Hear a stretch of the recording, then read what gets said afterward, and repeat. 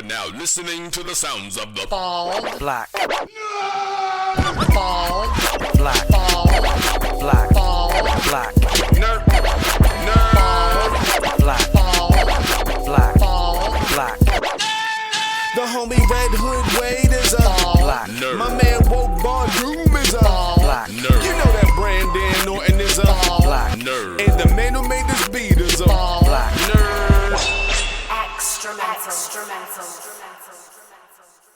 Welcome to the Ball Black Nerd Podcast. I am your host, the bastard son of the Bat Family, Red Hood Wade. And of course, we got the bloodline of Bloodhaven. How did I forget your name? Brandon Norton. I'm mad I forgot it that quick. And last but certainly not least, my life partner, my hetero life mate, the savior of Wokevaria. Yo, what's going on, my people? What's going on, everybody? How are y'all doing? Wonderful. Are you feeling thunderous, Super Woke? Yeah, I'm feeling love and thunder right now, Mm. bro. Like just it's just the vibes. I'm feeling them. I'm feeling real Korgish. So you know what? I'm feeling like I need to flick my clothes off and just jump Flick. into the center of the universe. Flick. You know, we're gonna start with the boys, but fucking let's start with this because this is probably the hottest news right now. The boys. I'm not the boys, excuse me. Thor, Love and Thunder. Okay, cool. Yep. It has been, as we're recording this, it's been 5 days since it's been released. And it's gotten a lot of mixed reviews. I saw one person on Twitter said, Marvel fans, what is it? The brainwashed Marvel fans will call it great when realistically it was a piece of shit. I'm like, damn. Tell me how you're That's a feeling. bit extreme. Yeah, that's a bit. Yeah, it's a bit hyperbolic. It's But okay. up there. So me and Javi already talked about this, so we'll get into Javi's opinion and mine. But Brandon, what did you think about Thor: Love and Thunder? I enjoyed the movie. It was not great. I would not say it was a great movie. It was kind of disjointed. It was, in my opinion, a little bit too short. It wasn't enough gore and Christian Bale, and I think it kind of rushed some things in the film. I thought the beginning part of the film was really disjointed because they were trying to like introduce Gorr, tell you his backstory, show Thor with the Guardians of the Galaxy, have a reason the Guardians leave, and then Thor leaves, and then Jane shows up, and then Jane's Thor. And this is all like in the first half an hour. And I was like, they really rushed this first part of the movie. But it was a very good movie. I enjoyed the movie a lot. A lot of people don't like comedic Thor. Like Thor's been comedy for how many years now? Like, what are we talking about here? So I like that. I liked the introduction and expansion of the Marvel Cinematic Universe. And I'm pretty sure that we got Captain Universe, which I didn't never think I was Don't jump ahead. Don't jump the gun, man. Don't jump the gun. The docket was important today. Yeah. I didn't read the docket. No, y'all motherfuckers be killing me. Anyway, Hey, don't say y'all. What the hell y'all yourself? Javi, you are me. just indoctrinated into reading the docket. Yeah, I'm about to delete all my notes on the docket. Good luck. Oh, I screen cap them shits. I don't fuck around. I don't leave. I'm like, shit. okay, delete. Nah. But not. So I'm gonna go next, and then Javi, I want your opinion. So so this was one of the funnier reviews that I heard. They said it was the MCU's Batman and Robin. So I heard that, and I was like, oh, I'm gonna love the shit out of this. This sounds fantastic. So to Brandon's point, and that's not something I thought about. It was very disjointed. It was very, very rushed. And that did kind of bug me. And there wasn't a lot of Christian Bale. And I thought even with the sample size of Christian Bale's gore that we got, he's on the same level as Loki, Killmonger, and Thanos. We'll get into that later. If I had to give it a personal rating, I'm giving it a 9. It was everything that I love about Thor in this Taika Waititi era. For me, it was fantastic. I can't get enough of it. If I'm giving an honest rating, I'd probably give it about a 7. Yeah, that's where I had it. Exactly a 7. And a lot of it has to do, but I also think there's another part of this and I've said this on the Old Man Wade show. I may have said it on here, but movies will soon be a way of the past, and we'll be going towards shows. If Thor: Love and Thunder was a series, it probably would have been flawless because we would have gotten an entire episode of Gorr killing gods, showing how powerful he was, watching him fail maybe once, and then maybe even getting the scene of him torturing the god of thunder. So there was a lot there were mistakes, but I don't think it was as bad as everyone made it out to be. Super woke. Honestly, bro, like I thought it was shit. I thought it was throw your Jane Foster cape on, man. It's cool. I thought it was flawless, and I have no problem with that. I really did. Like I had no issues with this movie whatsoever. Like even the short runtime, I can't. Taika Waititi. You know what's funny? You were the one who telling me how to pronounce it properly. Yeah, Taika Waititi. Like he's a filmmaker, bro. Like, and I know for a fact that he loves working with constraints. I think that's why he kind of puts in like that theater scene in the movies. Kind of gives him like he kind of cut his theater roots on there a little bit.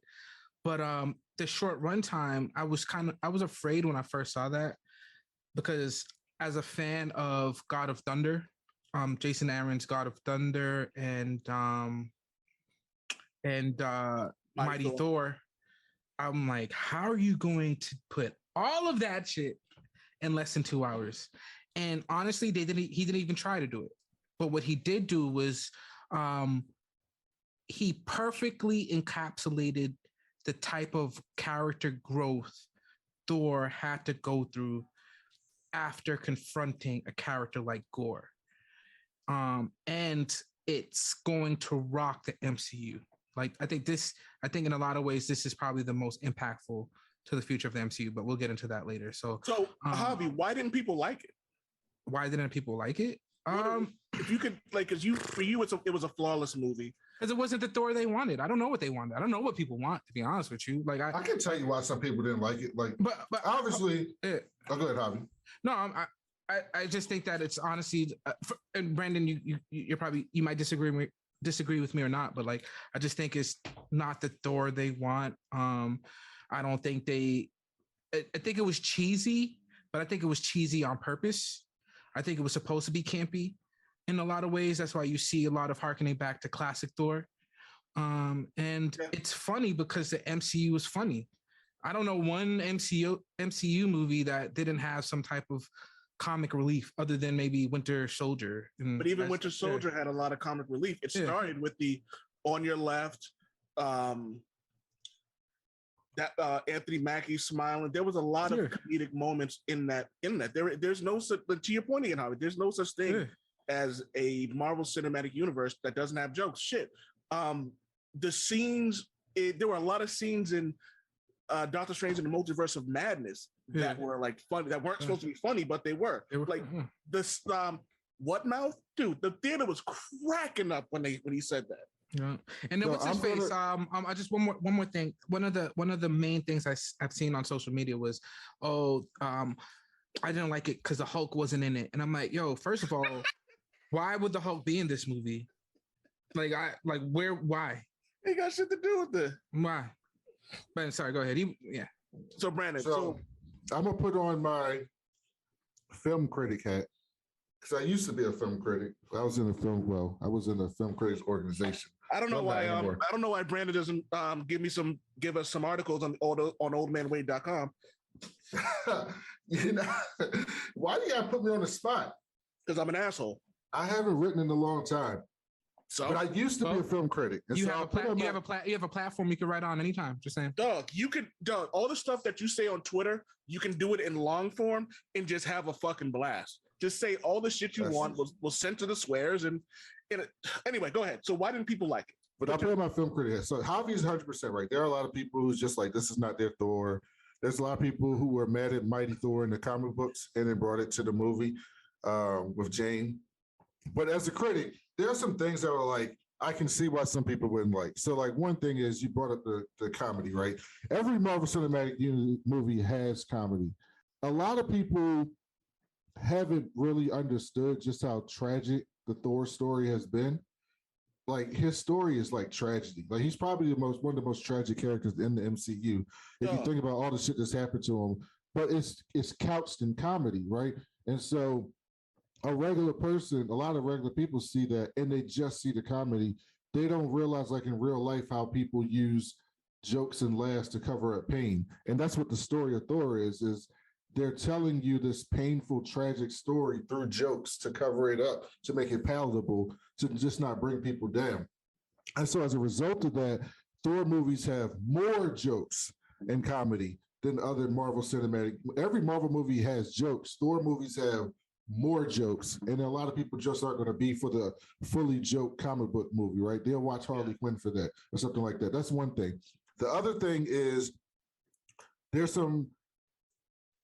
This was both made for comic book fans and not made for comic book fans in certain ways, in the sense that they kind of just yada certain things, or they explained it, but they will explain it with a line or a throwaway line.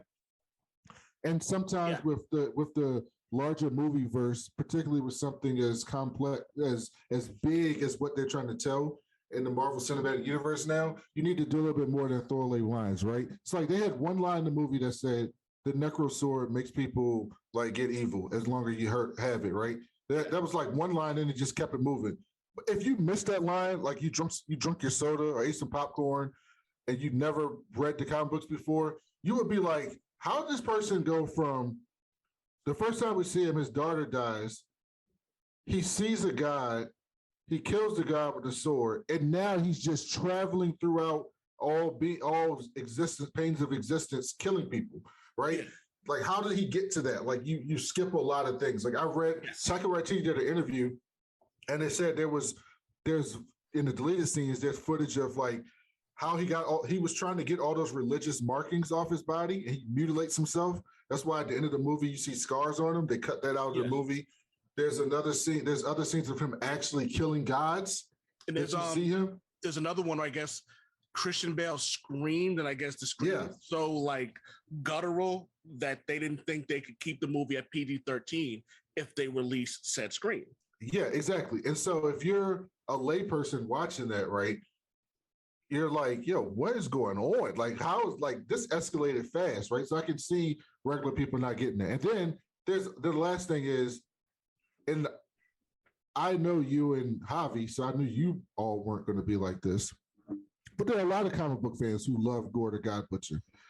And there were aspects of Gorr the God Butcher from the comic book version, but this wasn't Gorr the God Butcher from the comic books. Absolutely not. It just wasn't, right? And so that story was incredibly popular.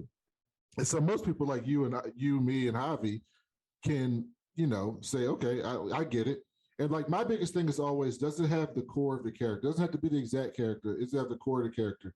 I can see how someone would say this was not embodying the core of the Gorr character in the comic books, right? I can see how someone could say that. How he was redeemed at the end.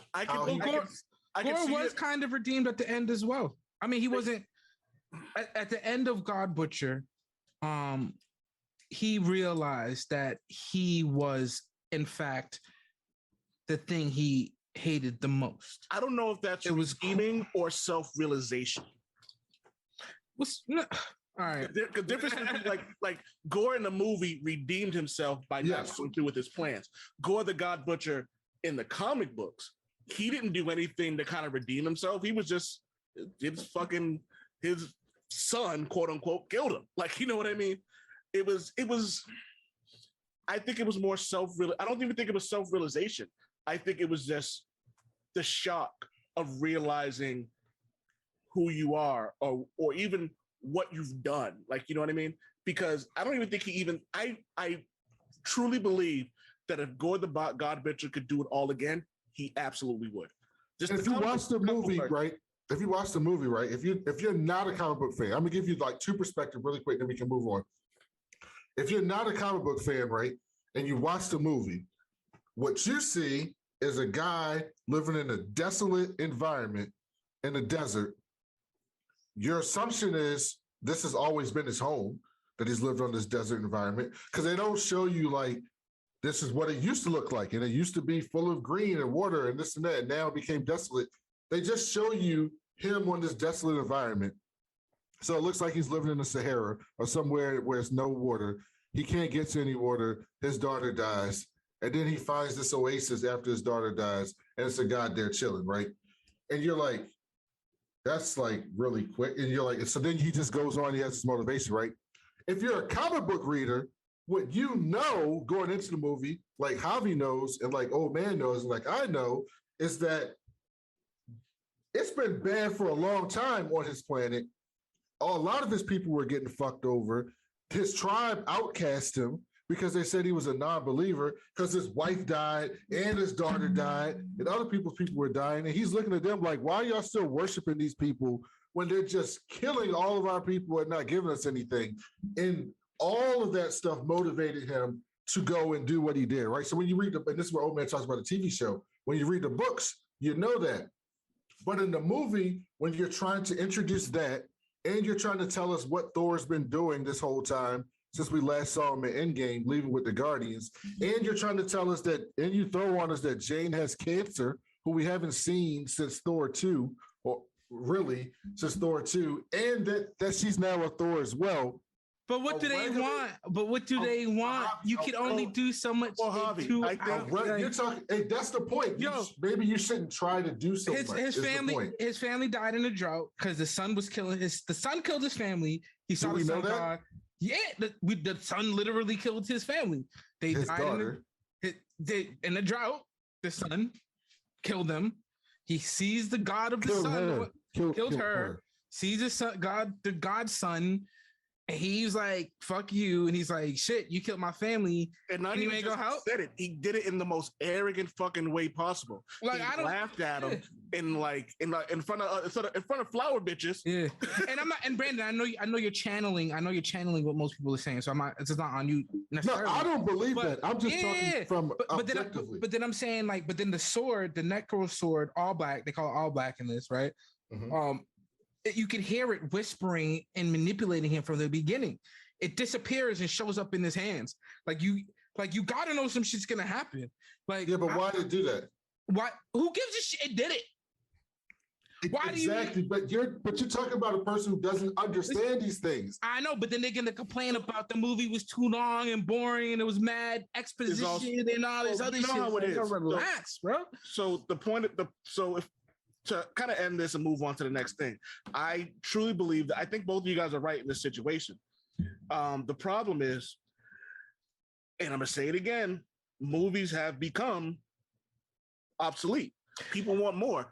Let me finish. People want more. They want. I agree with you. They because I look like he wanted to say something. People want the backstory to Gorr the God Butcher. People want to see how Jane Foster was dealing with cancer before she opened up that book that said Asgardian healing and Thor's hammer and all that. We want to see all these things. You can't do that in an hour and 30, 45 minutes. It was barely 2 hours, if 2 hours. It wasn't 2 hours. And it wasn't even 2 hours, yeah. And exactly. That's with the credits. So here's one really quick thing, Old Man. So that's how I know it's very short, especially for an MCU movie, it's short. But here's a really quick thing. Here's like a filmmaker. I'm obviously not a better filmmaker than Taika Waititi at all. But here's what could have been done easily to satisfy those things, right? The whole Guardians and Thor scene was kind of funny. I mean, it was funny. It was entertaining. But it was really like kind of irrelevant to the movie. Like it wasn't even kind of irrelevant, but it was kind of relevant to the movie. It took like 15 minutes of the movie, right? Imagine, they don't have to use this actor, but imagine if they did in a Michael Pena Ant-Man style recap at the beginning of the film, a cold open, Ant-Man style recap of all the things Thor and the Guardians have been doing since Infinity War. Dog, they could have did it with Korg. They didn't need what we didn't need was that last little what we didn't need. Don't get me wrong. I loved watching Thor, I loved it too. But like, was it needed? Could that have been because we'll say the Guardian scene was 10 minutes, just the actual fight scene, right? That's 10 minutes that could have gone to a somber Jane Foster part. That could have gone to more God Butcher. I want more God Butcher. I want more God Butcher. I'm not gonna lie, I want an hour and a half movie of him just slaughtering gods. And so my thing is, if you do a 3 to 4 minute montage, what the hell they been up to, how they broke up, and you can end it on like a god getting slaughtered, and then you do a flashback and you tell the Gorr story. And then you have an extra 5 to 7 minutes to tell the Gorr story, to explain, to give him his full motivation to get there. And then you cut to Jane Foster story. Yo, and if you want the old Gorr, buy the old Gorr album. No, I don't want the old Gorr. Okay. I want people to understand Gorr. Read the comic book. Yeah, see now you're being gatekeeper guy. I'm not. I'm not going to be a gatekeeper. Why should I be a gatekeeper guy? It's not gatekeeperish because he's not saying because gatekeeperish would be you don't appreciate it because of XYZ. What Hobby's saying is if you want to learn more, read the comic book. Matter of fact, don't even read the comic book. Go to the Gorr wiki. Most of the people online doing that anyways. But they're giving you a movie. And the character's doing things in the movie. Precisely. And they're not explaining what the guy's doing in the movie. They're giving you a movie. And they're doing everything that you're asking, they're literally telling you. But like, all right, compare that to Ragnarok, old man, right? Let's compare that to Ragnarok. People said the same shit about Ragnarok. People said the same shit about Ragnarok. But here's the thing about Ragnarok. You can't compare Ragnarok to anything because 90% of the stuff that happened didn't happen in the comic book. People talk mad. People talk mad shit about Ragnarok. Some of the same shit. Ragnarok was way more light than this movie. A lot of the same, but a lot of the same stuff people say about Ragnarok is too funny. A lot smaller. Thor is stupid. A lot smaller. A Ragnarok review. Now Ragnarok extremely high. Extremely high. So did Love and Thunder. No, it didn't. What's it at right now? No, it didn't. What's it at right now? Love and Thunder was very. What's it at right now? What's it at right now? So on Rotten Tomatoes, it's a 67%. On IMDb, See? It's 7 out of 10. 7 out of 10. 7 out of 10 on IMDb is extremely good, and it's fresh on Rotten Tomatoes. 67% is not that great. That's fresh, bro. What are you talking about? It's not fresh. That's a red tomato. It's not fresh. Certified fresh, I believe, is like 80. But here's the thing about that. To your point, Hobby, the tomato meter is 67. The audience score is 80. Exactly. And guess what? Do you know what Ragnarok was, Hobby? I'm just proving to you how it was different. I got you. Ragnarok was 93% by critics and 87% by the audience. Hold on. Much smaller percentage of people who didn't like Ragnarok. And the reason why, because they're both for similar movies in terms of. What was the percentage? Like, it was 80 to 87%? By audience. A 7% swing? And so 67 to 93 by critics. So hold on. Let me say this. Do you know the reason why? I can give you a perfect reason why the scores were so low for one and not for the other. One is coming after Ragnarok. The other one is coming after Thor 1 and 2. Oh, that's also true. That's a very strong point. So hold on, I guarantee you that score is gonna go up. But can I just say one more thing? Oh man, about why people don't like it. Absolutely. And this is something that we talk about. You laugh at me all the time about this, and this isn't a reason why it shouldn't matter. A good movie is a good movie. But honestly, when the medium in which you're watching or listening to anything matters sometimes, right? So when we watched it, I made sure to get IMAX tickets with a really good sound system and a really good theater and decent seats. And I'm going to be honest with you, I thoroughly enjoyed just looking at that movie. It was just big and loud and it was just a feast, bro. Like it was. You want to go see it again tomorrow? Yeah, I kind of do, to be honest with you. I'm with it. If you're with it, I'm with it. I kind of do. We got to move on because we have a few more topics and we still have to talk about The Boys yet. Of course, like Hobby said, like the bright lights, the rock music, the screaming goats, which may be my favorite part of that. Hobby, I don't know if you heard me cackling every time they did that. No, they were. Yeah, I did actually. Yeah, I love this so much. And so the first thing that pops in my head for me whenever I think of most Marvel Comics movies are the villains. If the villains are ass, comic book movies, the villain is ass, usually the movie's ass. Gorr in the sample size, the fun candy bar fun size we got from him, I rated him a 12 out of 10. He was fan-fucking-tastic. However, if I'm giving him a grade, I'm giving him an incomplete. He wasn't in the movie long enough to really rank up to the Lokis, the Thanoses, and the Killmongers of the MCU. Now, when he was there, he was incredible. When he was we there, probably got what 17 minutes of screen time of Gorr. Yeah. maybe? So Brandon, you'll appreciate this. When Gorr was on scene, on the screen, he was Kurt Hennig. Yes, perfect. That is fucking perfect. God damn, that's a perfect analogy. Actually, Mr. Perfect. So no pun intended. But like that's how he was, just that fucking good. Like that's who he was. He just went in there. He was, and even when he was making jokes at those kids, dog, he was creepy. He goes, "Oh, I can cut heads off too." He was like, "What? I thought we liked this." It's like, yo, I laughed so fucking hard at that because like he was a villain. He was a villain until he wasn't. But see, but even in that sense, I get why he was a villain, because you know what he didn't do? He didn't apologize at the end of everything. He didn't say, "Oh, I'm sorry for killing the gods." He was just like, "Hey, I want my daughter back." Facts, and that's it. I wanted to say that when you were talking about the whole redeem thing with Gorr, like, yeah, Gorr, did he really redeem himself, or did he just lose his weapon? He lost. Really? Yeah, he lost his weapon. At the end of it, Thor was just like, "Nigga, you're gonna kill me anyway. I'm gonna spend some time with my bitch now." Yeah. And he was like, "Wait, I can get my daughter back. All right, let me do that. Hey, blind man, take care of my daughter. I'll come back and kill you." No, I really enjoyed Gorr. Like, I'm with you, old man. I thought he was fantastic. I just thought he wasn't in it enough, like nearly enough. Even in this type of film, he could have been in the film more. And they did some really cool things. Like, we had to go to Omnipotent City to set up the next Thor movie, which I can't talk about. But in this Thor movie, Omnipotent City wasn't that important. It wasn't that important to this plot of the film, but it sets up the next movie. So I get why they did that, right? So that makes sense when you see the after credit scene. It's like, okay, I know why they spent so much time there with Zeus. But in the film, I'm watching this. I'm like, this is really just comedy extra that has no part to the plot. Like when I was watching it, but then it makes sense, right? And so like I'm watching this as two different things, like as a fan and a critic. And so I can see why critics would say this movie was all right.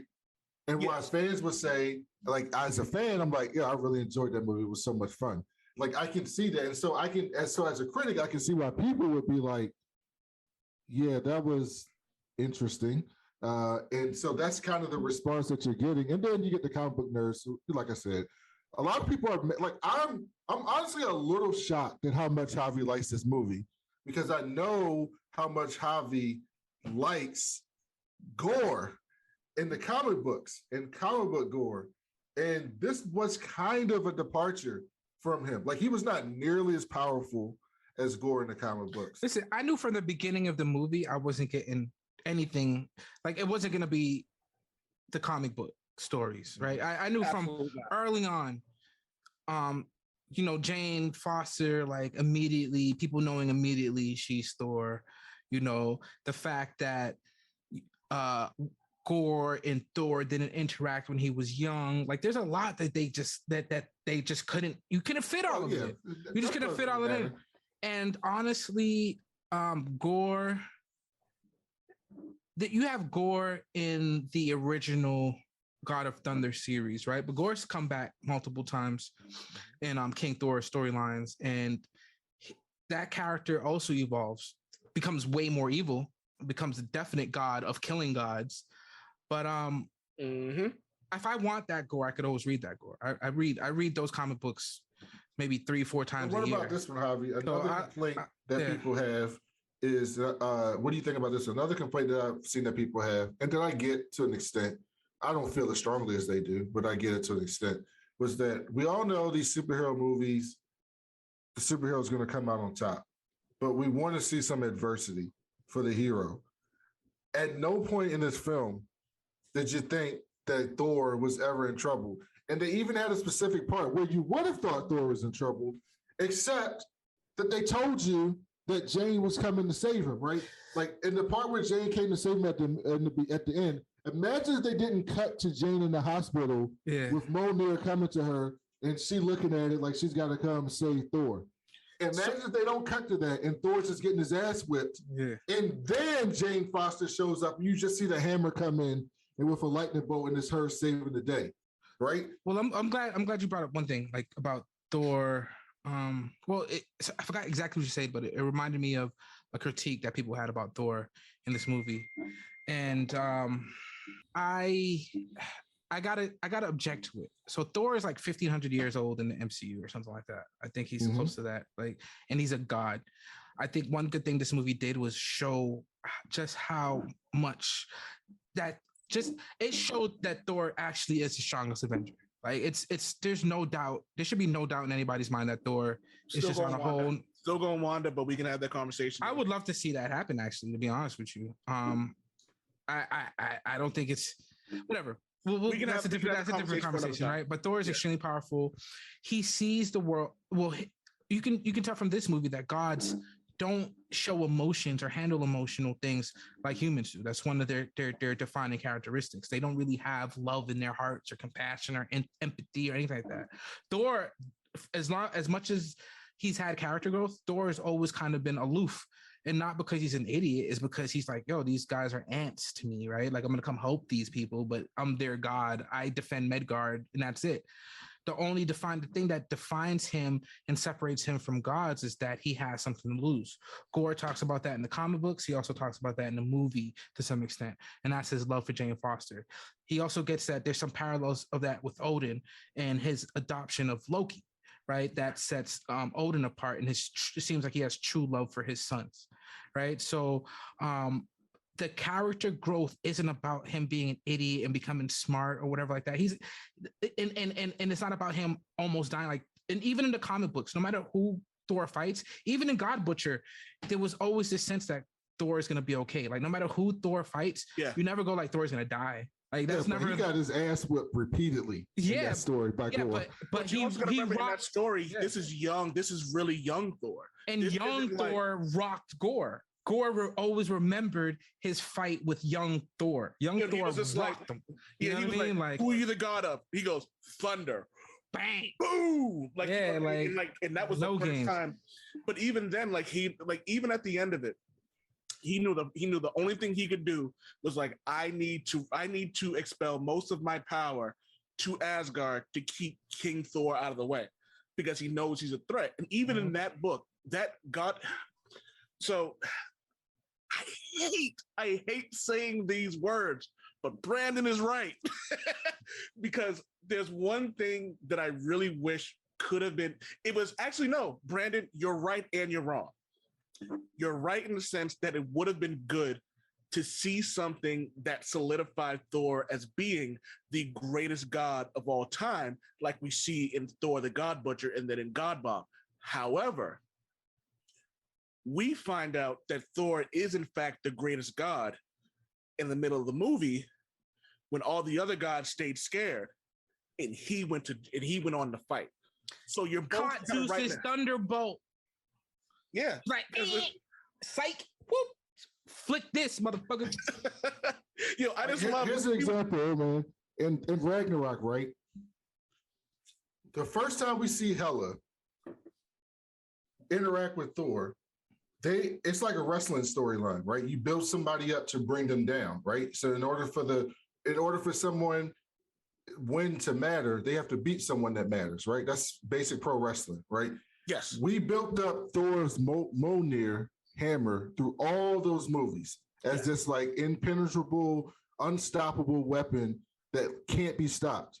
And then the first time we see Hela interact with Thor, what does she do? She disintegrate the hammer, yes. Just obliterate it, right? That immediately puts Thor in danger. That immediately puts them at, hey man, this is not someone to be fucked with, right? Yes. At no point in this movie is Thor in that position. Zero. At no point in this movie. Well, then he has Stormbreaker though. But this also goes back to another point that I said earlier, and I'm gonna say it again. I'll probably say it one more time in the show. Movies are a thing of the past. There wasn't enough time to give Thor a real sense of urgency because there wasn't enough time to do it. There was one instant in the beginning where Thor had where Gorr had Thor hemmed up. And I'm like, oh shit, are they about to do the torture thing? And then Thor immediately got out. I was like, So it wasn't a big, but it wasn't, but here's the thing. But even honestly, even Thor Ragnarok, there was some danger there. But yeah, a lot of danger, this may be the first Marvel Cinematic Universe movie where there was some disbelief in the hero. So I will give you that. God, I'm not saying that's a bad thing either. What I'm saying is, I can understand why people would find that, like, hey, man, I'm watching this whole movie. Like, where's the intrigue? Where's the pressure? Where's the hero's down? There was no come back. There was no prestige to it. For you, for us, we loved it. We liked it. We really enjoyed the movie. It. But for the average fan, there was no real prestige to it. Now, however, Valkyrie loved it. We were talking about it, and she was saying, like, yo, I really liked it. She was like, it was entertaining, it was fun. She thought a lot of the stuff was cute, which we're gonna get into next, about how like a lot of this stuff was good. And to me, I left it, and I said this to Super Woke, it was a Disney movie. Everything about this was the literal blueprint to a Disney movie. And who is Marvel owned by? Disney. The last two things that let's take it back like this. To me and Valkyrie were talking about this because she was saying that a lot of people didn't like that there have been more movies, more projects geared towards children. For adults, we've had Moon Knight and we've had Doctor Strange in the Multiverse of Madness. Those were two projects that were definitely not built for children. Now, that's two. On the flip side of that, we now have Ms. Marvel and Thor: Love and Thunder, two movies that were definitely geared towards kids, despite the constant use of the word shit. The kids hear that. An orgy. But for the we'd all go to the God orgy, right? No, I don't want to die. That's my snoo, nigga. It's like the Suits fucking the regular people. Like, I'm not signing up for that. I can't wait. Yeah, you say death by Snoo until Zeus rolls up as a friggin' bull with you in his sights. Let me tell you, if I get the fuck after, I'm gonna say this, and I know I'm gonna regret saying this, but whatever. If I get the fuck Aphrodite, Zeus can fuck me. Fair. So anyway, but let's move on because we got a lot of shit to talk about. Is this so real quick? Let me look at this docket. Javi, is this the last we've seen of Jane Foster? No, definitely not. The fact that they dedicated a whole after credit reveal to her entering Valhalla, and also finding out that all the other Asgardians still live in the Viking afterlife. I think it would be stupid. I mean, it could. I mean, the MCU has left plot threads unanswered. So, but I doubt they'll do that. I think she's going to be a very popular character. I think that Disney will be foolish not to capitalize on that. And when they say Thor will return, I think they're actually talking about Jane Foster, which kind of, if we'll talk about the reaction to the new Captain America, but the reaction to Jane Foster being the new permanent Thor would be friggin' ridiculous. Also, in the comic books, Jane Foster becoming Thor and eventually dying is only the beginning of her adventures as a member of the God community. So she'll be back. Brandon, what are your thoughts? Have we seen the last of Jane Foster? Oh no, she'll be back. They wouldn't have gave her an after credit scene if she wasn't coming back. Mm-hmm. That's true. So I want, before we get to the a couple other things. Oh, hold on. What was your question? Have we seen the last? Have we seen the last of Jane Foster? Oh no. Okay. If you say have we seen the last of Jane Foster Thor? No, yes. No. So did you, Brandon? I don't know if you heard what I said. When they at the end of the movie when they go, Thor will return. They put that up right after that Jane Foster scene. So are they talking about the male Thor or are they talking about the Jane Foster Thor? They're talking about the male Thor. I think the last of Thor, I think the next time we see Jane, they're going to do what she became in comic books. Valkyrie coming back down from Valhalla. Yeah. On a horse. So, in one word answers, who needs a Thor spinoff? Jane Foster. I mean, that's 2 words, but Jane. Well, sorry. In one name, who deserves it? You say Jane Foster. Yeah. Brandon, who you got? Because I'm going Valkyrie. No one needs a spinoff more than Valkyrie. I honestly don't think any of them characters need a spinoff. I think those characters work best together in the story that we've learned from them. I love Tessa Thompson. I'm a huge fan of Tessa Thompson, actually. But like, would I watch a Valkyrie movie? Yes. Or a TV show? No. Valkyrie. I'm talking Valkyrie. I'm talking shows. I don't think any of them can hold a movie on their own. Maybe a spin-off TV show. Yeah, I'd be interested to see what King Valkyrie's doing, like how she's running New Asgard. That'd be kind of fun to watch. So yeah, I agree with you. I could probably watch that. Jane Foster would be great if they actually replaced Hemsworth with that. But Hemsworth is so lovable. People love him. And he loves doing the part. He's the one of the original people that are like, nah, I'll keep doing this. I like it. I like his money. But if they follow the comic book art, he doesn't have to go anywhere. He could just become Odin's son. That's the other thing. Like, and Jane Foster can keep the Thor mantle. Yeah. Well, he did call her the Mighty Thor in the movie. I said this to Javi. I really wish you would have said, I'm Jane Foster, Mighty Thor if you're nasty. Sure. I would have loved if she said that shit. I would have been like, And I love that they gave her the cheesy lines because that's exactly how she was in the comic book. Like all those little cheesy lines. Like she's so like awkward with her heroism, but she's so good with it. Like and I love the fact that they played a lot of the there was like a running plot theme across the Mighty Thor, Jane Foster's Mighty Thor, where people had to admit that she might have been a better Thor than Thor Odin's son. Well, there's a lot of stuff that there's a lot. You know what's funny, and I know people had an issue with it, but I loved it because Thor was born a god. He lived a god. Like he was immortal for a short time, but Jane Foster has been immortal all her life. So there are things that a god won't think of that a mortal will. There are certain levels of imperfection that lead to creativity. And Mjolnir, I think, kind of sensed that. And that's why, I think the 3rd or 4th issue, Thor said to Jane, the hammer's doing things that I never knew it could do. Like, you know what I mean? So, and it's funny, and I love that Jason Aaron made it a point to say this. She's not Lady Thor. She's not the goddess of thunder. She's Thor. Like, you know what I mean? So that was important to note. And I like that. Thor. And I like that Thor even noticed. Like in the movie, the Odin son kept saying Thor. He was calling her Thor. Like, you know what I mean? Because it's a respect thing. Mm-hmm. I thought that was dope. It's a title. This is a question for the two of you that I won't know. I don't really know. Who and what is love? Because this is something Javi tried to explain to me, and I didn't really know what it was.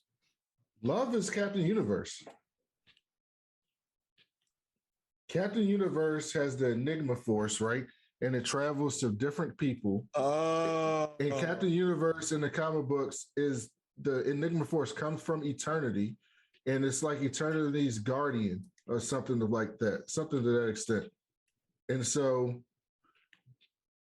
eternity brought love back in, and then you saw the image of her in the reflection, and it looked like eternity. That's exactly what Captain Universe's powers look like. And then the comic book, so the All Black is based off the Necro Sword, created by Null.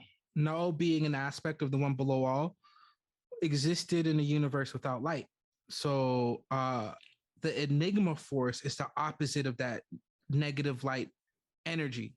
So in the story, in the comics, when Null returns to Earth and almost destroys all the heroes, the only thing capable of beating him in his All Black Necro Sword is an Enigma Force powered Venom.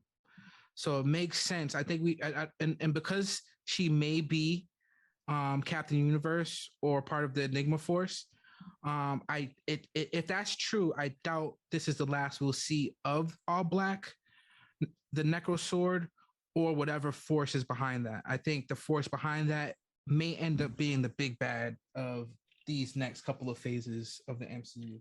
So just something off of what you said, and we'll probably get back into this. I don't think Hercules is going to be the big bad in the next Thor project. No. I think because Hercules overall is a good person. He's one of the most, for as sex-minded and drunken as he is, he's one of the most pure-hearted people in Marvel Comics, straight up and down. I think him and Thor are going to get into a fight. They'll eventually realize that they're not really enemies. Hercules will find out what his father did and how he wasn't willing to fight, and then that'll be the end of it. And I say that because I agree with you, Javi, what the next big bad is going to be, and I really feel that like that's something that's going to play a major part in the Thor world. Because if you think about it, Phase 1, Loki introduced Thanos. Phase 2, Thor had a big hand in the finding the stone. Phase 3, Thor had a big hand when they introduced Thanos. And now here we are in Phase 4. Thor is going to have another hand. Like, he seems to be the conduit to introducing big things. Yeah, and it makes sense. And that's another reason why I think that Thor's character arc isn't going to be the one that we're typically used to with heroes, because again, he exists on a whole different level of the other heroes in the MCU. And there's a reason why he's the one that he's going to introduce all these cosmic things, because he's already playing at that level. This is where I disagree with y'all. This is where the comedy movie comes into play. They're not going to introduce that level threats in the comedy movie. Like, that's just not how Marvel's going to do things. So I do think, I mean, they did it in Thor Ragnarok. They did it in the end credit scene. The end credit scene leads to Infinity War and the Dark World with the Chaos Stone. That was the Power Stone. Was that the Chaos Stone? Was it the Power Stone? The Reality Stone. Reality Stone. In the Dark World. The Dark World was the reality. The Ether was the reality. The first core movies, they were all introducing those stones, right? The Tesseract was in Captain America: First Avenger. Yeah, like that's just what they were doing in those movies. I think. But remember when they gave the Collector the Ether, and then he's like, "Oh, 5 more to go." Like, yeah. So next up and lastly, we got to get to the boys, which is going to be great. Implications to the future of the MCU. We kind of talked about that, but Javi, this is a question that you added to the docket. So why don't you? What are your thoughts on that? I think that is very significant. I think the fact that we actually saw a cosmic being at the level of eternity is crazy to me. I don't think people realize, like, you don't get much bigger than that, right? Maybe the Living Tribunal and the one above all, and that's about it. Mm-hmm. And the fact that they pull that off so excellently, it just makes me excited to see more of the cosmic universe just unfold in front of us. So I think after seeing that, everything's on the table. I can't wait for the Marvels, because I think we're going to see some crazy things from that based on this. Also, that pantheon of cosmic entities is very, very interesting. Can't wait to see how that plays a role. It looks like gods are going to continue playing a more active role. We have Moon Knight kind of smashing that out the park, and then now we have an angry Zeus sicking Hercules on Midgard. So that's going to be very. Yeah. Let's also not forget that we have another episode of Miss Marvel. As we're recording, that episode hasn't even come out yet. And there's a lot of cosmic shit that goes into that as well. So, and I was going to get into that. The kids, like the fact that it seems like Marvel's becoming more youthful in some of their shows, Miss Marvel, and then now Thor's new sidekick, Love. Like, these characters are freaking powerful, bro. Like, Miss Marvel, she might be the wielder of the quantum bands, right? Love may be the embodiment of the freaking universe. Like, what are we going to be fighting? What's happening? whoever the big bad's gonna be in this next series, like, is gonna make Thanos look like a nobody, bro. I honestly think it's leading all back to the what is it? The incursion, and the incursion is going to lead to Kang, and who knows where that's going to go from there. And we haven't even talked about the Skrull invasion, like that, like that's the thing that I truly believe is going to happen after Miss Marvel. I think that's going to be crazy. I think we're going to get the Skrulls in Miss Marvel. It's just this movie just it's a good sign for the future of the MCU. Absolutely. Brandon, you got any thoughts before we get into the boys? I don't think this is going to have too much impact in the MCU except introducing another character for the Young Avengers, which is going to be Love, because they're clearly building up the Young Avengers. We've seen Wanda's kids. We've seen Patriot. We've seen Scott Lang's daughter is aged up. We got Hawkeye. I can't remember her name. Haley. Kate Bishop. Kate Bishop. Thank you. Yeah, we got Kate Bishop. Like, obviously, let's not forget Kid Loki too. We got Kid Loki in Loki. Essentially, I think we're going to see him again. So the Young Avengers are absolutely getting built up. So there's another character for this film to be in that movie. But ultimately, you know, I think what it's just doing is just leveling Thor up even more, which they did. And the big bad is definitely has something to do with the incursions. Although, my theory is that they don't introduce big bads in comedy movies. The next time we're technically supposed to see Kang is Ant-Man. And that just seems like a really weird movie to introduce your Thanos level villain. Well, I agree. But I also don't think that. I don't think Kang's going to be the big bad. I don't think I agree with you, but I also feel like he's going to be a big bad. Yeah. He's not going to be the big bad. And I also think that Loki brought up a point that, that there was when the one above all, he made it a point to talk about how there's more than one of him. No, that's the Immortus, or the one that remains. The one that remains. Thank you. He who remains. He who remains. He mentioned that there's other versions of him. Yeah. So, and as we've seen in the comic books, there are multiple versions of Kang. I think Kang is too small to be the big bad in this phase. You're thinking like a comic book fan. Well, yeah, true. So I mean, Marvel proves me wrong all the time. Like you already know, I don't really make theories. Like whatever I say, whatever. If it's wrong, it's wrong. I don't give a fuck.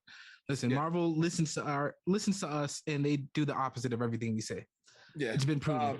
But I think hashtag Mephisto. Yeah, Mephisto will be a good big bad. But Kang, I think Kang will do exactly what Kang does in the comic books. In my opinion, he's going to do what he needs to do to remain alive in the future, and that's whatever. And then some big bad's going to happen. Some big bad's going to come forth based on his actions and the actions of everybody else in the MCU, and they're all going to have to come together and fight this thing. And Kang's going to screw everybody in the end. What if they just substitute Kang for Doom? I want both. I want both. I want both. They're clearly leading the Secret Wars. Both. Brandon, can I tell you, as soon as you said that, the first thing that popped in my head was Kang thinking he's big dick, and then Doom popping up behind him and just breaking his neck. Because I also feel that, like, if we're gonna do Doom and Doom's gonna be the big bad, they should Thanos him. I don't even phrase it. They should Thanos him, but this should be something that we see, and I'm speaking into existence. This is something we should see in the Ultimates movie. Something where, like, all the really big heroes come together and do that, and then after it, we see Doom, and he's just like, the only thing that remains constant is Doom. Yo, Doom would be a great big bad. I would hate for him to be a big bad because I don't want him to die. He's not. You can't kill Doom. You cannot. Doom is one of those characters that you cannot kill if you want to keep your fans. He's too good. And before we move on to the boys, I just want to say this. Actually, you know what? This is a good question. Who would you guys pick for Dr. Doom? Because I already have somebody set in my mind who I think would be a perfect Dr. If you're saying you can't kill him and he has to be around for a long time, this person has to be like somewhere between like 35 and 40 years old. Yeah. And my pick is Tom Ellis. Lucifer. Lucifer. I think I can see that. that dude who plays Lucifer he can do literally anything. And when if you have both of you guys seen the show? Lucifer. I've never seen Lucifer, but I know who he is. I know about the comic book. So the dude who plays Tom Hanks who plays Lucifer, he's shown all the ranges of Doctor Doom. He's been evil, he's been vindictive, he's been smooth, he's been very like he can, you know how Doom gets very like Shakespearean and poetic, he can do that too. Like I'm gonna say this is gonna sound funny, but Doctor Doom is essentially Satan. You guys know that, right? He's the most perfect. Because we're thinking about villains, is there a villain more perfect than Doctor Doom?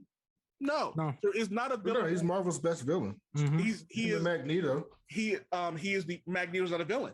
Magneto is an anti-hero at the very least. Well, he was a villain. He was a villain for like 25 years. That's true. But think about that. He was a villain for 25 years. The X-Men have been around for almost 70. Technically, Doom has done some good things too. He has but for personal reasons. You can't walk a motherfucker across the street and then just be like, thank you for walking me across the street. Oh no, the light's just better over here for me to rob you. Listen, Thanos has tried to be a hero a couple times as well, so it don't matter. Yeah. The perfect casting for Doom they can't do because he's too old. What was that? But the perfect casting for Doom is Giancarlo Esposito. Yo, Brandon, did you get my text and how mad at you I was? Why? Because I found out Juan Carlos Esposito was in Westworld for like 5 seconds, and he gives an Oscar-worthy performance in like 5 minutes. 5 minutes. But yeah, and I said to my wife, I was like, he'd be a fucking perfect Doctor Doom because everything he's doing in The Boys, great segue, is Doctor Doom. Yeah. So before you go to segue, can I give my Cillian Murphy? Absolutely. Cillian Murphy. Who's that? He played Scarecrow in the Dark Knight series. I can't argue that. I can't argue that. I can't argue a little unhinged. I don't know. Can you do exactly? Like he needs to be unhinged, but also keep it button tight, but then just let it come out a little bit. Yo, Javi, I'm gonna do you one better. You know who he should play? Who? He should play Sinestro. He should play Sinestro. Yo, because you said unhinged, and the first thing that popped in my head was when Superman said to Sinestro that he doesn't matter, and Sinestro was like, "Nobody's more important than me." Yo, he would be I gotta write Old Man Wade article coming soon. I'm gonna write that. He would be a great Yellow Rain. He's great. A perfect Yellow Rain, Yellow Lantern. So, The Boys, the season finale. I don't say this often, and I always try to give like I did with Thor: Love and Thunder. I try to give the fan rating. First as a fan of the show, I try to give that rating. I try to give an overall rating from someone who can step aside and give people an honest opinion on this. You can't rate that ending under a 10. I don't think it's possible. That's perfect. Wow. I don't, like, I mean, Soldier Boy called Homelander a disappointment after he had a conversation about his father calling him a disappointment. I hope Soldier Boy never leaves this series. He'll be back. Please never. I have a theory on that. He saved. The Boys wasn't getting boring or anything like that, but like he injected so much energy. Like, yo, Soldier Boy, like that's the MVP of the season. That's 100% the MVP of the season, and he whooped him like his daddy should have, or at least tried to. Brandon. Yeah. So what did you think, man? I love it. It's better than the book. Sorry, old man. I'm sorry, but it's better than the book. They teased turning Butcher into the Butcher of the book, who is an irredeemable asshole. And in the TV show, he is an asshole. And I don't know if he's redeemable, but he's not. He still has something. and they make sure to tell you that he has something. And I like that. And I like that because it's a more complex, it's a more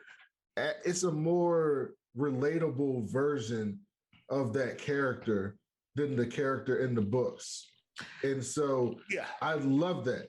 I love how he initially was going to let Huey do it. Yeah. And then he was like, no, I'm not going to let Huey do it. But he didn't tell Huey like a good person would, right?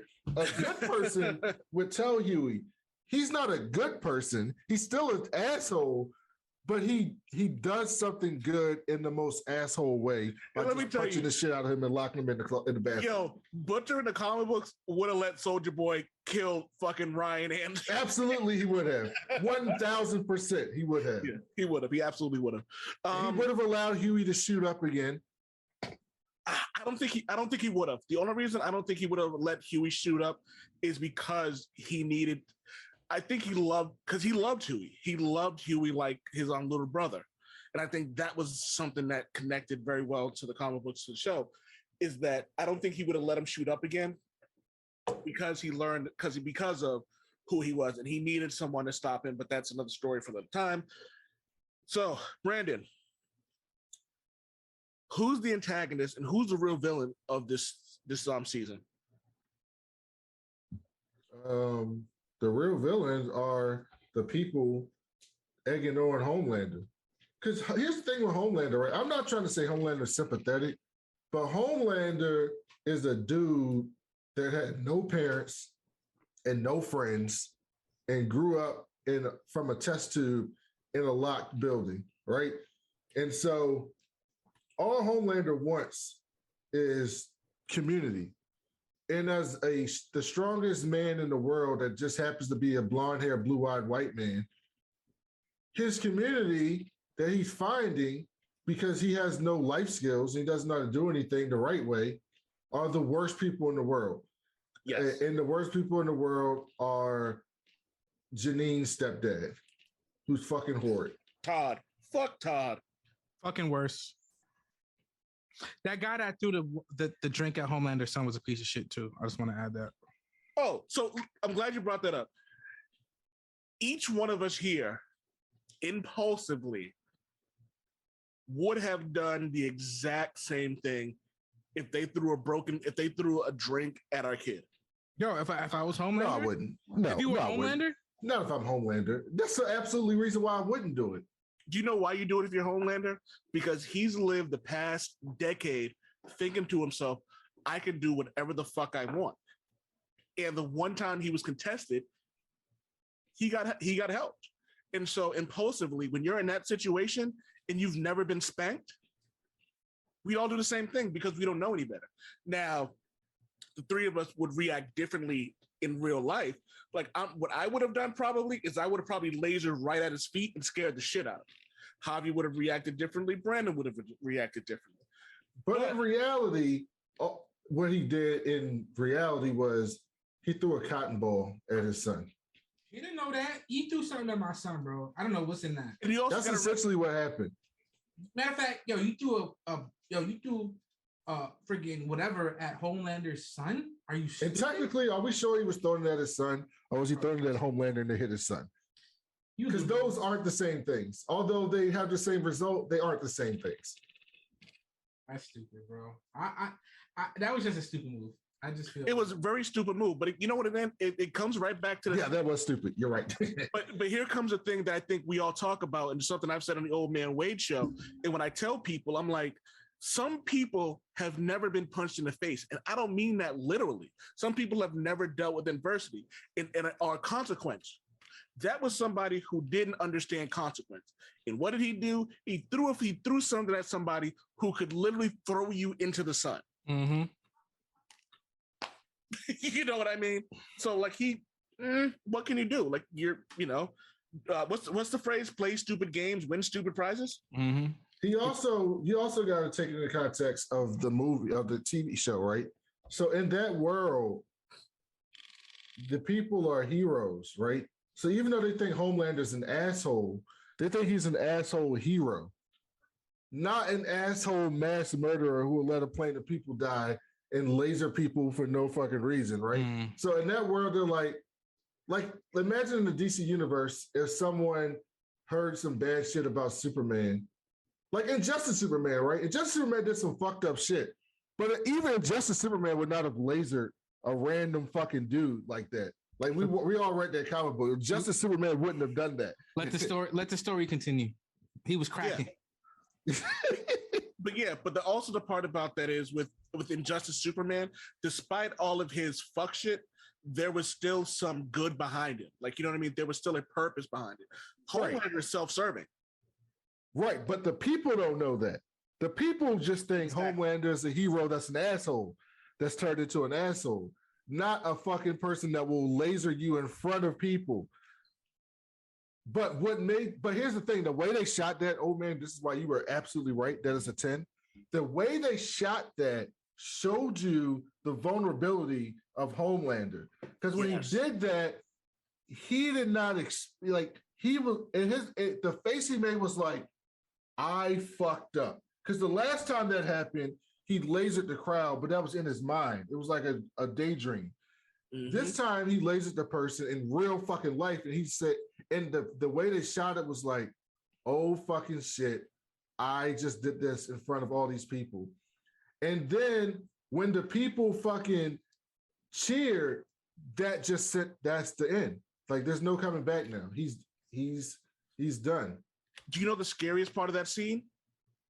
Ryan's smile at the end of that. Mm-hmm. That was the scariest part about it, because he was somebody who he had a lot of morals in him. He had Mallory and he had Butcher. And even despite everything that he had, he realizes like, holy shit, if my dad can do this, imagine what I can do. When Butcher told him that he didn't want to see him again and basically talked down to him, that was the worst thing that could happen to Ryan at that point. Yes. Mm-hmm.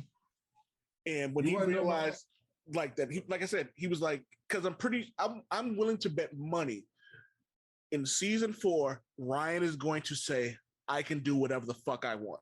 Mm-hmm. You also know what Ryan's going to be? My theory? I'm listening. Soldier Boy. Oh, shit. Explain. Elaborate. You know how in the comics, Soldier Boy was just a mantle. Like there was multiple Soldier Boys. That's in true. The comic books. That's true. This Soldier Boy is gone now. And I think what they're going to do is present Ryan as the new Soldier Boy.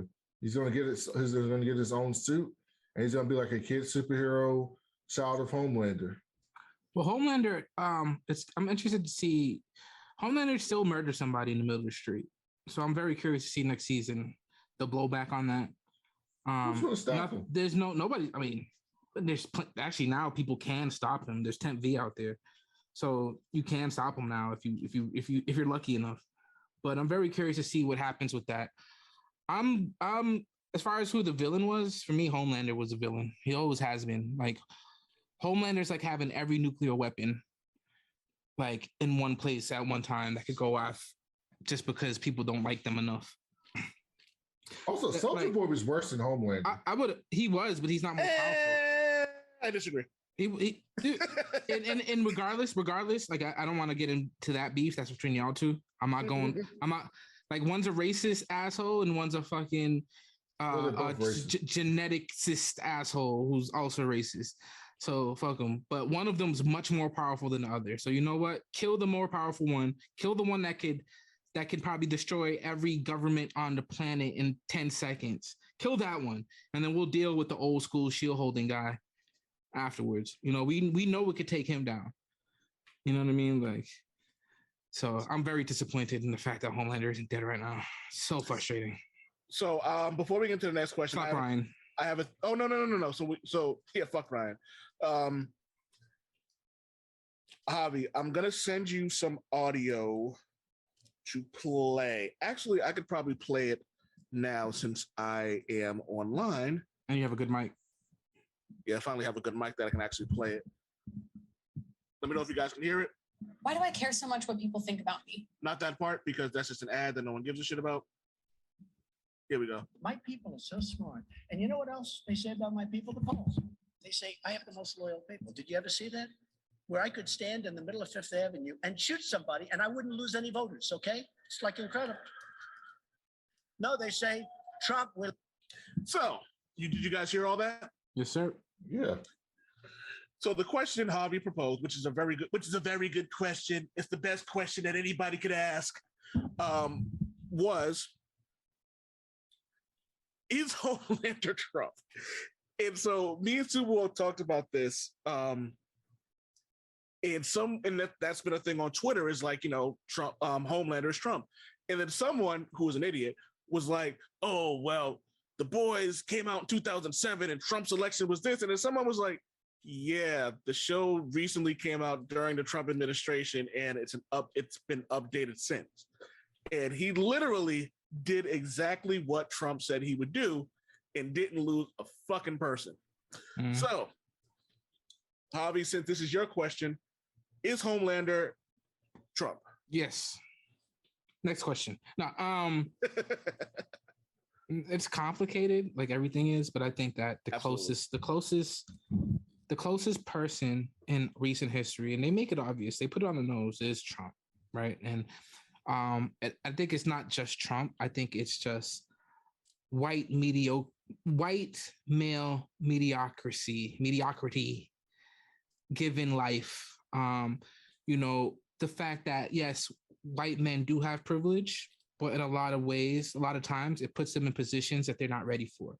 Not only do white men have privilege, like everybody in this country, they carry traumas, they carry issues, abusive characteristics, racism, all these negatives, right?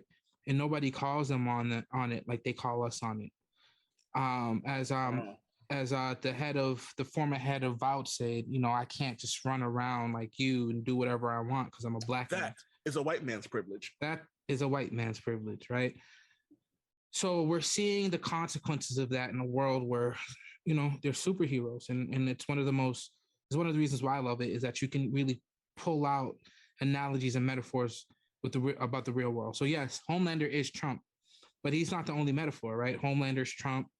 We have AOC. We have AOC in there. We have right-wing extremists. We have Nazis, skinheads. We have bleeding heart liberals who yell and scream at people just as ignorant as they are. And check out the Old Man Wade Show layup lines about when we talk about that as well. And I think it shows that at the end of the day, it just takes a few really good people deciding to do a good thing to combat odds that seem insurmountable. So yeah, yes, he is Trump, but that's not the only thing that we should see in this. You know what I'm saying? Like, it's not, this isn't a show of proving how right you are on the left. It is showing how crazy the right has gotten, but it's also it should put a mirror in everybody's face, to be honest with you. I'm actually shocked that you didn't have more to say, and I'm pretty sure Brandon will have a lot because this is a political conversation. Brandon, is Homelander Trump? Yeah. I mean, he's more powerful Trump, but yes, because Trump it's like, here's the thing, right? Trump was bad, but like people like Josh Hawley, people like Tom Cotton, in real life people, they're much worse than Trump, right? Ron DeSantis, they're much worse than Trump because Trump lets his emotions take advantage of him and causes him to do stupid and fuck shit all the time and sabotage his own self-interest. Yeah. Homelander is very similar. Homelander's not bright. He's just extremely powerful, right? And so he lets his power help him get away. But I think the story of this is that ultimately Homelander is going to fail because he's not smart and he only relies on his power and he is emotional and all those things, just like Trump. So yes, he's 100% Trump. And people, if you haven't watched this, it's like when Homelander actually got into power, I want to say that was episode, if Herogasm was 6, so this was episode 5, when he was in charge and they was like, so what are we doing about this? And he was like, what are you? You're fired. What are you fucked on stupid? Is stupid fucking you? And it was like he doesn't know how to react to that because he's a fucking idiot. And that's one of the reasons why a lot of people in Trump administration were fired and quit because they couldn't deal with the nonsense that was going on because they're dealing with a fucking asshole. This is something I couldn't wait to get to. Yeah, and it's also just not being good at your job, period. Like it's crazy because a lot of things Trump couldn't do. He wanted to do a lot more than he accomplished. He just didn't know how to run the building. And Homelander doesn't know how to run the building. He put the Deep in charge of crime stopping. I think that was the only strategic thing I think he did. Was that strategic? Because he knew that if someone like him is in charge of that, nothing gets done. Yeah, but they could have. Yeah, true. Perfect example. When something did happen, the Deep was like, Homelander, something major happened. You know what I mean? That was the only strategic thing that Homelander did. But if they had people that actually knew their job, he probably could have stopped the whole Soldier Boy situation way earlier. You know what I mean? That's true. That's 100% true. Point rescinded. Yeah, no, it's all good. So this is something I couldn't wait to talk about. And you guys said, Javi wrote Black Noir gone too early, gone too soon. He's not gone. Irving's gone. Black Noir is not gone. I have two thoughts on this.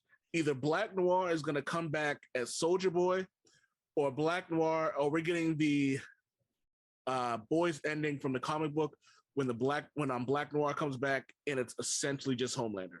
They have the DNA. They have all the stuff that shows that can kill Homelander.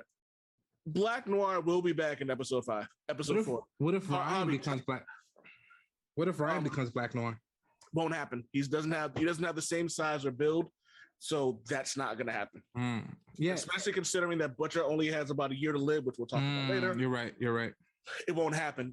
Black Noir will be back, and it'll either be Soldier Boy or it'll be someone who looks just like her, or it'll be Anthony Starr playing both roles when the reveal happens. Irving is dead. Black Noir is not. They're not going to do that story in the TV show. Would you like to put a $10 bet on it? Yeah, absolutely. All right, so ladies and gentlemen, you've heard it here. $10 bet on it. I'm a witness. The TV show is clearly telling you that they took inspiration from the book, but they are not doing the book. So that's too much. That's too essential of a part of the book. That part of the book is way too essential to not have built up. Well, and they haven't built that up at all.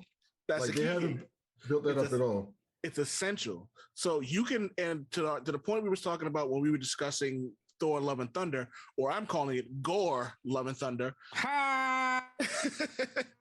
Because his name is Gorr. I honestly feel that Homelander is going to see Black Noir come back either in the very last episode of season 4 or the very first episode, and he's going to go, "I killed you," and he's going to try to see inside of him, but realize he can't see whatever. Is it zinc or something like that? Or? Yes, something like that. My shout out to Jeremy who listened to the show. He told me what it was, but it's something that he can't. That can be lined with his suit, so Homelander can't see him. Yeah. So when Homelander goes to try to kill him again, Black Noir's going to grab his hand and realize that either they're A, equal strength, or B, Black Noir is stronger. And that's how it's going to happen. And that doesn't make sense in the story in the movie. That makes sense because you know the comic book. What about the story in the TV show would lead to that at all? Because Black Noir is someone who's become a popular-ish character. He's a member of the Seven. He's this mysterious person, and killing him doesn't really do anything. It doesn't really. They killed other members of the Seven, didn't bring him back. There's no more Translucent. Translucent wasn't popular to the fans who were watching. And they weren't mute without a face. And there's also that. Translucent's also expendable. Black Maeve, leading off of that, Black Maeve will be back. She won't be back next season, but she'll be back for this season, for like the final season. There's a lot that goes into Black Noir coming back, especially the mystery of it all. And like you said, there are certain things that do connect to the show, and I think there are certain things that don't. I don't believe we're gonna get the Homelander. We find out he's doing all this crazy fuck shit. I don't think we're gonna get crazy Homelander. Well, we already have crazy Homelanders talking to himself, but I don't think we're gonna get like eating babies and skull fucking people. But I do think we're gonna get Black Noir is going to be the final thing that does it. I do agree with you, Brandon, that it wouldn't make sense considering that Black Noir didn't impregnate Becca, but I still think they're going to find a way to make that happen. And I trust Eric Kipke. Yes, I don't know how to pronounce it, but it sounds right. Yeah, Kipke. I do trust him, so I think we're fine. Brandon, what's going to happen to Homelander? Actually, what's going to happen to Butcher? Excuse me. What's going to happen to Butcher? It should be the Butcher. It should be the Butcher. So both butchers. the butchers. Who are the other butchers? The son and the stepdaddy. Who's the son? Butcher. Homelander's son is Butcher. His last name is Butcher. I'm sorry. What's gonna happen to the butchers? You actually said it right. I just said it wrong. Yeah. What's gonna happen to Homelander and Ryan? The butchers. No. To Butcher and Ryan. Oh, I'm sorry. What's gonna happen to Butcher and Ryan? Brandon, what are your thoughts? My bad. It's all good. Butcher's gonna die. Ryan is. I told you Ryan's going to turn into Soldier Boy, and then Ryan's going to turn on Homelander. He's not going to become Homelander because I don't think they want to tell that story. Yeah. I think that's the more bold story to tell. I think that's the story of how this bigotry and this, fucked up shit gets passed down to generations. Like that's the bolder story to tell. But I don't think they're going to tell that story. I don't think that's the story they want to tell. I don't think they can tell that story if we want to be real, if they want to be consistent with their writing, because Homelander, we've already established that Homelander is the way he is because of the way he was raised. Yes. He was from a test tube to a lab to a cell to being Homelander. Ryan does not have that same experience. Ryan has a lot of fucked up shit that's happened because of his powers, like seeing people dying, him killing people, all the other stuff. But he knows what real love is. He got that from his mom. To some extent, he got that from Butcher. To some extent, he's getting that from Homelander. So I do not think that he's going to follow the exact same path as Homelander. What that looks like, I have no idea, but I'm with Brandon, and I think that he will eventually betray Homelander. Mm-hmm. Starlight's power boost. I love that scene. Mm-hmm. As soon as Huey had the option of shooting himself up again with Compound V, and then he looked over and used his brain, and then just zapped just like turn on the light up. I was like, let me find out. Starlight's about to do a final flash. And Starlight's energy base, and if it's any, and there's a lot of comic book tropes in The Boys. And any character that has an energy-based power set, their upper limits are usually ridiculous. So I can't wait to see what that means for Starlight. So you're saying Starlight is Monica Rambeau? Essentially. She can be. She has the potential. She has the potential to be that. Yeah. Starlight in the comic book, not so much. She didn't practice enough. Nor do I think she cared enough after she sucked after her sexual assault in issue 1. But I think the Starlight in the show, she has the determination, the willpower, and the want to be a better hero. So I think it's possible that it could do that. You know what? I think it would be cool if Starlight killed Homelander. Yeah, that'd be dope. I think the only person that can kill Homelander in this story is Butcher. Yeah. I mean, if you want to wrap the story up in a nice little bow, yeah, definitely. And Butcher with Ryan. Yeah. Or it should be the male version of Stormfront's beatdown. It should just be all the guys just stomping on Homelander. I'd be with them. Like just that's the other thing. Ryan has to help them unless they introduce somebody new. Because there's no one left that can beat Homelander.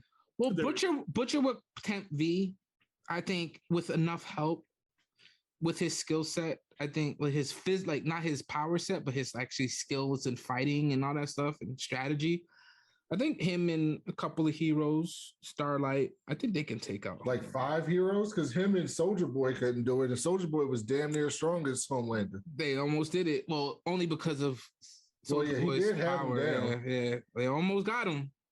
Almost, and they almost had him this last episode, but And that was with Maeve, right? That was Maeve, Homelander, and Soldier Boy. Maeve cut him. Maeve let him bleed. So I don't know. I think another thing I like about Homelander's arc now is that he's still scary. He's still like the most powerful hero out there, but there's chinks in the armor, bro. And we talked about early on. Those chinks started when he took over Vought. They were psychological. He realized, I am smart, but this takes a whole nother level of strategy to get this shit popping, right? And then he gets his ass beat, and for Homelander gets his ass beat. He gets bruised. So he's in a much different position than he was in season 1, which is great. All right.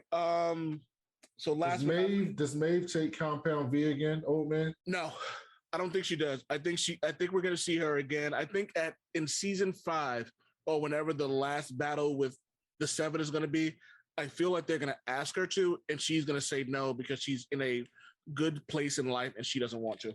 Mm-hmm. Does the boys take the V? The rest of the boys? I think they the do. Real V.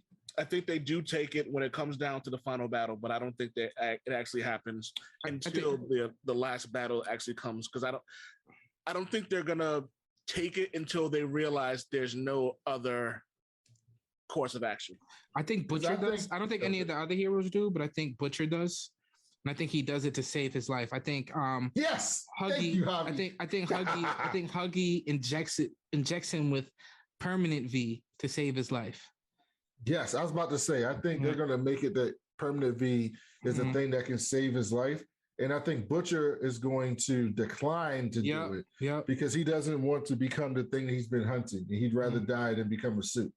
Huggy's going to be like, I've seen good in you, and I know you want to do this for the good reason. Who the fuck is Huggy? Not Huggy. What's his name? Mother's Milk? Not Mother's Huey. Milk. He's trying to say Huey. I'm like, Huggy? I'm like, who the fuck is... I thought you were talking like Huggy Bear. Huey, sorry. I was like, was Mother's Milk and a pimp thing and I didn't know? Sorry, my bad. Huey, bro. So before we get into my favorite part of the show, the Deep is back on some deep shit. What was he doing in that last episode? Was he eating an octopus? I don't know what he was eating, bro. I think he was eating chips. No, there was some black shit that came out of his mouth when it happened. Really? Yeah, that nigga is nasty. Oh no, bro. His life, yo. Honestly, I love the fact that no matter what, he's never going to be redeemed. He will always be in his own personal hell of his own personal making because he is the biggest piece of shit on that show. And that says a lot for a show with a lot of pieces of shit. He is the fucking worst, bro. I wholeheartedly disagree. I think Homelander is easily the biggest shit than the Deep. Oh, about your boy A-Train, Javi. You had a lot of thoughts on him last time. I'm not black. I'm A-Train. A-Train, you know what I'm saying? But he's black. So I'm gonna say this. A-Train has a lot of work to do. But if he understands how much he fucked up and works his way to redemption.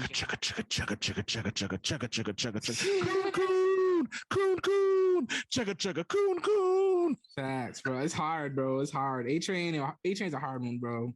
Yeah. A-Train's a hard one, man.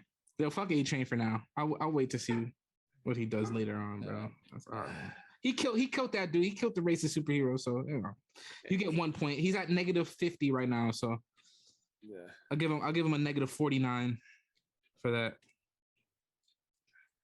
All right, so we have 7 questions from Old Man Wade, and here we go. Are you gentlemen ready? Yo. Yes. We're gonna go Brandon Javi. So Brandon, what actor, actress, or musical act do you want to keep away from any Avengers movie? Hamilton. For good reasons or bad reasons? For bad reasons. Some of you are like, please don't ever get a part of this.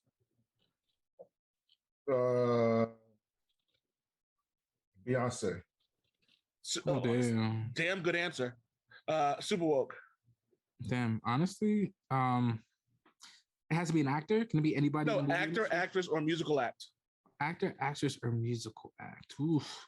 I'm going Cardi B. I love Cardi, but I want her in no parts of an Avengers movie. I would love Cardi B anywhere. I think she would be funny as a cameo. Can you imagine a scene in Ant-Man No. with Cardi B? I'm talking like they pick Cardi B and she's like, "Oh, you're gonna be Aranya." Can you imagine Ant-Man, Cardi B interacting with Michael Pena in one of those stories? That'd be fucking incredible. Or Yes. a real Dominican superhero from the Bronx, bro. She'd kill it. My thing with Beyonce is if she's not fantastic, it's going to be so unbearable. And they'll do some bullshit like make her Storm or some shit just because she's Beyonce. You know that was a thing for a while, right? Yeah, fuck that. Yo, keep friggin' Pitbull. That's a good one. That's a good one. What Avengers would make the best strippers? Thor. Yeah. She's not an Avenger, but Natasha's sister. Elena. So yeah, damn, she would. And she which Avenger would sell ass for cash? Ass for Thor. cash. Yeah. Thor definitely would. Thor definitely would sell money for he would definitely sell his ass for money, yeah. Most likely to sell drugs. Thor. Jesus Christ, man. Thor's not actually Iron Man. Yeah, that seemed to be like. Yeah, but Iron Man would just buy a pharmaceutical company. You mean legal or illegal? It don't matter. Drugs are drugs, man. All right, because I'm going with Ant-Man. I can see Ant-Man selling like getting arrested for accidentally selling a dime bag to a high school kid. Yo, can you imagine having Pym particles and then making a gram of rock like 10 pounds? We see how that turned out, and oh yeah, the opposite. I'll say the way that turned out in The Boys wasn't fun. Yeah. Most likely to start a fight with Darth Vader for no reason at all. The Hulk. That's a random fucking question. Yeah, but I'm going with the Hulk. Hi. My name is random. No, Thor would be like, oh, I sense dark energy in you. It'll be a good fight. And then he ends up destroying Darth Vader with one punch. The Hulk. I could totally see that. Most likely to get slapped by Batman, and it can't be Tony Stark. Ant-Man. Which one? Yes. Lang. See, I'm going if we're going in Ant-Man, I'm definitely going Eric O'Grady. I'm talking the MCU, and I'm talking to Scott Lang of the MCU. Fair enough. Last but not least. Oh, wait, did you answer, Brandon? Sorry. Yeah, I agree with Javi. Ant-Man. Last but not least, who is the Kanye West of the Avengers? There are none yet. Wanda's close. That's correct. Wanda's definitely. She cannot be managed. I'm mad. I didn't think about that. She really is the Kanye West of the Avengers. She just does whatever the fuck she wants, bro, for whatever reason, and you can't stop her. Yo, before we end the show, I would really like to see a fight between Wanda and Homelander. You want to see Homelander die? He doesn't stand a snowball's chance in hell, and I would love to see. You want to see him get turned into just mush? Oh man, there was an argument online that I was privy to where they were talking about one of the issues people had with Multiverse of Madness was that America Chavez was able to hurt WandaVision with a punch, and I'm like, oh, you guys really don't read comic books, huh? You know what's funny about that is because I don't think people even realize that nobody, like even the punch, beyond the fact that it comes for something, Wanda was hurt by cannonballs. Yeah. So she's not immune to physical damage. Yeah. And fuck cannonballs. This young lady punches through universes. Yeah. So fuck y'all. What do you think? What are we talking about here? Read a fucking comic. I don't give a fuck. Call me a gatekeeper. Oh, here's a random one. Would you guys go to Westworld or Jurassic Park if it was real? I would go to neither. Not Jurassic Park. Westworld, yes. You're crazy. Are you fucking a host? Oh, hell yeah. Probably, yes. If I'm going to die, if I'm going to Westworld, I'm going to die. So I might as well just have fun first. Y'all niggas are nasty. This has been the Ball Black Nerds comic book shows. Thanks for listening. And as always, be excellent to each other. Peace. Ball black. No! Ball black. Ball black. Ball black. Nerd. Ball black.